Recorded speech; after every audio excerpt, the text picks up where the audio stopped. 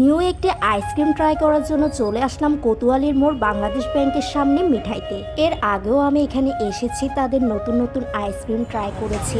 ওয়ালাইকুম আসসালাম। কি লাগবে? আইসক্রিম জি। চকলেট আছে, সুপ্রিম আছে, সিঙ্গেল ফান্ডা আছে, আপনি সিঙ্গেল ফান্ডা ট্রাই করতে পারবেন। কোনটা? এটা খেতে মজা। আচ্ছা। আমার নিউ আছে 45 টাকা, সবাই খেতে পারবে। আচ্ছা, এটা নিউ আসলো না? হ্যাঁ ম্যাম।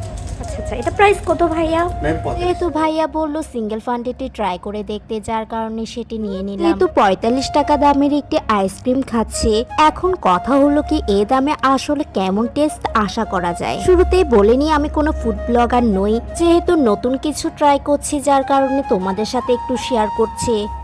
আইসক্রিমটি তো আমি ঘুরিয়ে ঘুরিয়ে দেখালাম, এখন আমি খেয়ে আর টেস্ট করে তোমাদের বলবো এটি 45 টাকা দিয়ে কিনা উচিত কি উচিত নয়। ঢাকনাটি খুলতে আমার অনেক কষ্ট হয়েছিল, কিন্তু ঢাকনা খুলে তো আমি পুরোই অবাক, কারণ আইসক্রিমটির উপরে চকলেট চিপস অনেক বেশি দেওয়া ছিল।